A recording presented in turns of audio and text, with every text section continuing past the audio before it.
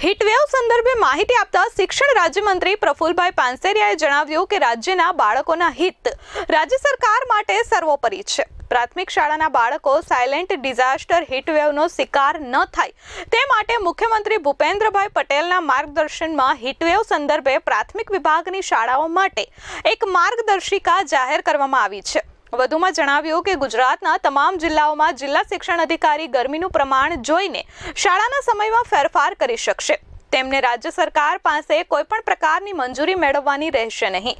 શાળામાં વિદ્યાર્થીઓ પ્રાર્થના બાદ ઉનાળાના સમયગાળા દરમિયાન મેદાનમાં ખેલકૂદની પ્રવૃત્તિઓ કરી શકશે નહીં। ઉનાળાની ગરમીમાં શિક્ષકોએ વિદ્યાર્થીઓ સમયસર પાણી પીવે તેમને યાદ કરાવવાનું રહેશે। રાજ્યના નાગરિકોને હીટવેવથી ડરવાની નહીં પરંતુ જાગૃતિ સાથે પોતાના બાળકની કાળજી રાખવાની જરૂર છે। ગુજરાતની અંદર હવામાન વિભાગ દ્વારા ગરમીનું પ્રમાણ ખૂબ વધશે એવી જ્યારે આગાહી આપી ત્યારે ડિઝાસ્ટર મેનેજમેન્ટના ભાગરૂપે હવામાન વિભાગે જ્યારે શિક્ષણ વિભાગને આ માહિતી આપી હતી ત્યારે શિક્ષણ વિભાગ દ્વારા પ્રાથમિક શાળામાં એક પરિપત્ર કરવામાં આવ્યો છે। તમામ જિલ્લા શિક્ષણ અધિકારી અને શાળાને સમયના ફેરફાર માટેની પોતાની વિવેક બુદ્ધિથી નિર્ણય લઈ શકશે અને કોઈ મંજૂરી લેવાની જરૂર નથી।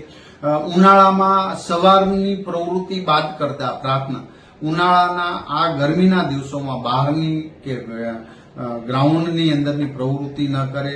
વિદ્યાર્થીઓ વધુમાં વધુ પાણી પીવે એ પાણી ઓછું ન પીવે એવી દરેક શિક્ષકો દ્વારા પણ એક એમને જાગૃતતા લાવે અને પાણી પીવા માટેનું દરેકને યાદ કરાવી અને બાળકને પાણીનું શરીર માટે શું મહત્વ છે એ પણ જણાવે।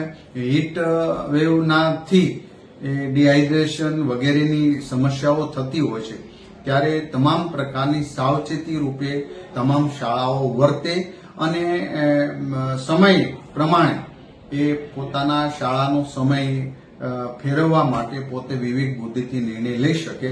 આ તમામ પ્રાથમિક શાળાઓ માટે વાત કરવામાં આવી છે અને બાળકોના હિત માટે પરિપત્ર પણ કરવામાં આવ્યો છે। દરેક વાલી અને શિક્ષકો દરેક જાગૃત રહે, બાળકને વધુમાં વધુ પાણી પાવા માટે અથવા તો બાળક વધુમાં વધુ પાણી પીવાની ટેવ પાડે એવું સૌએ પ્રયાસ કરવો જોઈએ અને કોઈ ડરવાની એ વાત નથી। આ તો હવામાન વિભાગના આદેશ પ્રમાણે આ સાવચેતીના પગલાં છે।